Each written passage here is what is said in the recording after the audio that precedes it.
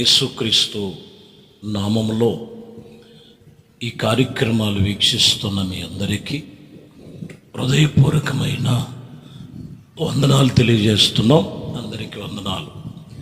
పరిశుద్ధ గ్రంథములో రోమాపత్రిక 8వ అధ్యాయము 30వ వచనాన్ని చదువుతున్నాం. మరియు ఎవరిని ముందుగా నిర్ణయించనో వారిని పిలిచెను, ఎవరిని పిలిచెనో వారిని నీతిమంతులుగా తీర్చెను, ఎవరిని నీతిమంతులుగా తీర్చెనో వారు మహిమపరచబడుచును, వారిని మహిమపరచెను అని రాయబడింది. ఈ వాక్యములో దైవజనుడు పౌలు రాసినటువంటి సంఘమునకు, రోమా సంఘమునకు ప్రాముఖ్యమైన అంశము ఎవరిని ముందుగా నిర్ణయించునో వారు అన్ని విషయములో ఫలిస్తారు. దేవుడు నిర్ణయం చొప్పున కొందరిని ఒక్కొక్కరిని ఒక్కొక్క రీతిగా ఆయన నిర్ణయించారు. ఈరోజు ఆయన నిర్ణయమును మనం ఎక్కడ తోసిపుచ్చక ప్రభునందు విశ్వాసముతో నిరీక్షణతో ఆయన పిలిచిన పిలుపుకు తగినట్లుగా దేవుడు మనకు అప్పగించిన పనిలో చాలా జాగ్రత్తగా మనము ముందుకు కొనసాగాల్సిన రోజులు ఈ రోజులు. కాబట్టి ఆయన అంటున్న మాట, ఎవరిని ముందుగా నిర్ణయించునో వారిని ఫలింప చేస్తారు అనేది ప్రభు ఏర్పరచబడినటువంటి రీతిని మనం చూడవచ్చు. ఈరోజు అంశము నిర్ణయము, దేవుడు నిర్ణయం. అపోస్తుల కార్యములలో 4వ అధ్యాయము 27వ వచనములో మనం చదువుతున్నాం. ఏవి జరగవలెనో నీ హస్తమును నీ సంకల్పమందే నిర్ణయించను. ఇక్కడ రాయబడిన మాటలో ఏది జరగవలెనో దేవుని హస్తము చాచి ఆయన నిర్ణయమే, ఆయన సంకల్పమే ముందు నిర్ణయించను. ఈ చివరి మాట, ఆయన సంకల్పమే నిన్ను నిర్ణయించను అంటే ప్రతి ఒక్కరిని కూడా ఎందుకు నిర్ణయిస్తున్నాడంటే ఆయన సంకల్పం నెరవేర్పు కావాలి. ఆయన సంకల్పమందు నిర్ణయించిన చొప్పునే ఆయన ఫలింప చేస్తారు. మత్తయి సువార్తలో ఒక మాట అంటారు ప్రభు, 15వ అధ్యాయం 13వ వచనములో, ఆయన పరలోకమందు నా తండ్రి నాటిన ప్రతి మొక్కను పెళ్ళగింపబడును. నాటని మొక్క గురించి చెప్తున్నారు ఇక్కడ 15వ అధ్యాయం 13వ వచనములో. పరలోకమందున్న నా తండ్రి నాటని ప్రతి మొక్కను పెళ్ళగింపబడును. చూసారు, ఆయన హస్తమే నిన్ను నిర్ణయిస్తుంది. ఆయన నిర్ణయము చొప్పునే నీవు ఫలిస్తావు. ఈరోజు ఆయన నాటిన మొక్క వలె మనుషుడు ఉన్నాడా, లేదా కొన్ని గచ్చ పొదలుగా, ముళ్ళ పొదలుగా, వలు రాకాశ చెట్లుగా దేవునికి విధి విరోధముగా చేస్తున్నటువంటి అనుభవాలు మనుషులలో పొడచూపుతున్నాయి. కాబట్టి ప్రియమైన దేవుని దైవ జనాంగమా, ఈ వాక్యము చెలవిస్తున్న మాట, దేవుడు నిర్ణయము చొప్పునే నీవు ఫలిస్తావు. గలతీ సంఘముతో గలతీలకు రాసిన పత్రికలో 4వ అధ్యాయము 2వ వచనాన్ని మనం చదువుతున్నాం. తండ్రి చేత నిర్ణయింపబడిన దినము వచ్చు వరకు అతడు సంరక్షకుని యొక్క, గృహ నిర్వాహకుని యొక్క ఆధీనములో ఉండాలి. ఎక్కడ ఉండాలంట? తండ్రి నిర్ణయించిన దినము వచ్చు వరకు. ఏ ఆధీనములో ఉండాలి? గృహ నిర్వాహకుని యొక్క ఆధీనములో. అంటే భూమి మీద నీ గృహములో ఉండటం కాదు, భూమి మీద దేవుని మందిరము, దేవుని ఆలయము ఉంది.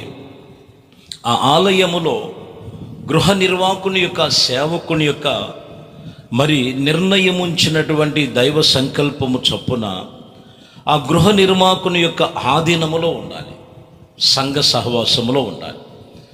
సంఘము నుండి వెలుపులకు వెళ్ళిపోయినట్లయితే, వెలుపులకు వెళ్ళిపోయినటువంటి పరిస్థితులు, వాళ్ళు చూసినటువంటి పరిస్థితులు ఎన్నో ఉన్నాయి. దేవుడు నిర్ణయము కాదని, ధనము కోసం పరిగెట్టిన వారు ఉన్నారు, బహుమానాల కోసం పరిగెత్తేవారు ఉన్నారు, చెడ్డ వ్యసనాల కోసం పరిగెత్తి భ్రష్టత్వములో పడిపోయినటువంటి స్థితి పాత నిబంధనలో కానీ క్రొత్త నిబంధనలో ఉపమానములో కానీ ప్రభు చెప్పారు. ఈ వాక్యమును బట్టి తండ్రి నిర్ణయము దినము వచ్చి ఉన్నది, ఒక దినము వస్తున్నది. అయితే ఆయన సంరక్షకుణ్ణి అనగా ప్రభు మనల్ని రక్షించి సంఘానికి నీకు పరిచయం చేసి మరి గృహ నిర్వాహకుని యొక్క ఆధీనములో ఉండాలి. ఎవరైతే ఆ స్వాధీనములో ఉండారో వారు దేవుడు నిర్ణయములో ఉన్నారు. దేవుడు నిర్ణయము చొప్పునే వారు ఫలిస్తారు. అపోస్తుల కార్యములలో 13వ అధ్యాయము 48వ వచనం చూస్తున్నాం. అపోస్తుల కార్యములు 13:48.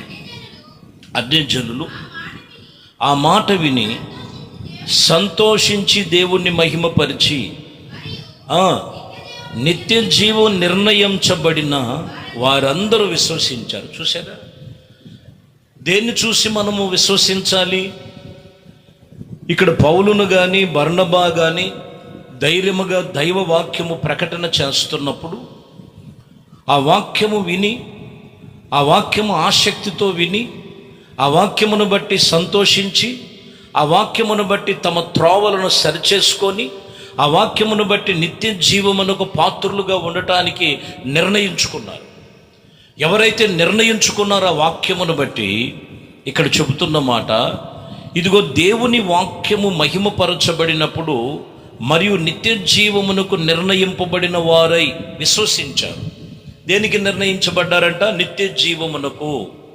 కాబట్టి వాక్యం ఇక్కడ చెబుతున్నటువంటి మాటలు, ప్రియమైన దేవుని బిడ్డలారా, ఇదిగో దేవుని వాక్యము సెలవిస్తున్నది. దేవుడు నిర్ణయించింది. ఎవరిని నిర్ణయిస్తున్నారో వారే ఫలిస్తారు. ప్రభు తండ్రి నాటని మొక్కను ఏమాత్రం ఫలించదు, పెళ్ళగించబడుతుందని రాయబడి ఉన్నది. కాబట్టి ఆయన నిర్ణయం చొప్పునే నీతో దేవుడు నీకు సంఘమునకు అప్పగించాడు. ఆ సంఘములో గృహ నిర్వాహకుని యొక్క ఆధీనములో ఉండవలెను. ఆ సర్వశక్తి కలిగిన దేవునితో మనము నిబంధన కలిగిన వారమై మనం అనుసరించి నడుచుకోవాలి.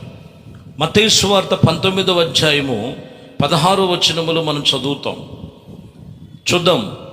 మత్తయి సువార్త 19వ అధ్యాయం 16వ వచనములో, ఇదిగో ఒకడు ఆయన యొద్దకు వచ్చి, బోధకుడా, నిత్య జీవం పొందుటకు నేను ఏ మంచి కార్యములు నేను చెయ్యాలనో ప్రభువుని అడుగుతున్నాడు. ప్రభు అంటాడు, మంచివారు ఒక్కడే, మంచి కార్యముల గురించి నన్ను ఎందుకు అడుగుతున్నావు అని చెబుతూ, నీవు జీవములోనికి ప్రవేశించాలనుకుంటే నీవు దేవుడిచ్చిన ఆజ్ఞలు, మోషే ఇచ్చిన ఆజ్ఞలను అనుసరించాలి అని చెప్పినప్పుడు, ఆ యవనస్తుడు కూడా ఏ ఆజ్ఞలు ప్రభువా అని అడిగినప్పుడు యేసు, నరహత్య చేయొద్దు, వ్యభిచరించొద్దు, దొంగిలించొద్దు, అబద్ధపు సాక్ష్యం చెప్పొద్దు, తల్లిదండ్రులను సన్మానించుము, నిన్ను వలె నీ పొరుగు వారిని ప్రేమించుము అని ప్రభు చెప్తున్నారు. ఇవన్నీ కూడా నాకు వాడికి చొప్పునే తెలుసు అంటున్నాడు.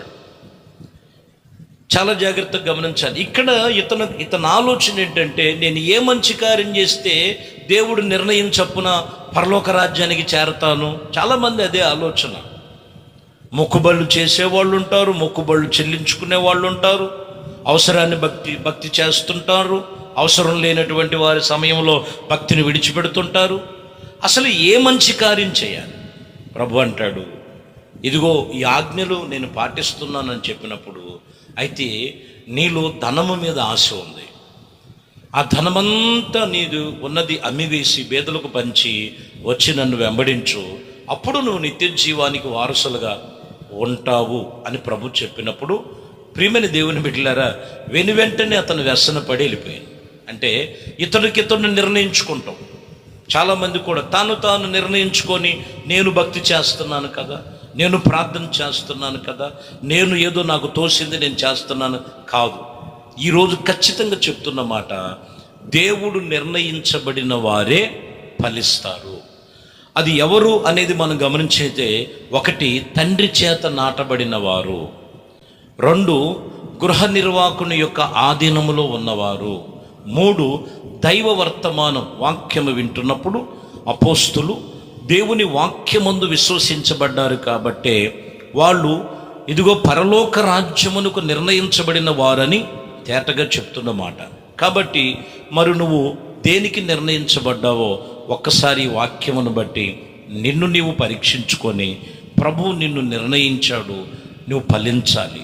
ఆ ఫలభరితమైన జీవితం నీలో కావాలంటే ప్రభు సన్నిధిలో వాక్యము విన్నా నీవు సరిచేయబడి చక్కని మార్గములో ప్రభువుకు నువ్వు అప్పగించుకోగలిగితే, ప్రభు నిర్ణయించి నిన్ను ఏ రీతిగా ఉంచాలో ఆయన సంకల్పము చొప్పునే సమస్తము జరుగునుగాక. ప్రార్థన. పరిశుద్ధుడా, ప్రేమ కలిగిన తండ్రి, ఈ ఉదయకాలమే మీ వాక్యం వింటున్న మీ బిడలను మీ చేతుల్లో సమర్పిస్తున్నాం. మీ నిర్ణయము చొప్పునే వాక్యంలో పంపుతున్నావు. మీ నిర్ణయము చొప్పునే వాక్యముతో మాట్లాడుతున్నారు. అయ్యా, మీ వాక్యం విన్న ప్రతి ఒక్కరూ నిర్ణయించిన ప్రకారముగా ఆశీర్వదించబడి ఆధీనములోకి తీసుకొని, స్వాధీనంలోకి తీసుకొని, ఆత్మ సంబంధమైనటువంటి ప్రతి కార్యములు మీ కృపలో జరిగించండి. ఈ ప్రార్థనలో ఏకీభిస్తున్న ప్రతి కుటుంబాన్ని మీరు దీవించి ఆశీర్వదించి, ఇదిగో మీరు ఆకడ కొరకు సిద్ధపడి నిర్ణయించబడిన కుటుంబాలుగా ఫలించేటువంటి నీతిని, యథార్థతను పరిపూర్ణతలో కృపలో స్థిరపరచమని నజరేయుడైన యేసుక్రీస్తు పరిశుద్ధ నామములో ప్రార్థించి వేడుకొనుచున్నాము తండ్రి. ఆమేన్. ప్రభు మిమ్మల్ని దీవించి ఆశీర్వదించునుగాక. ఆమేన్.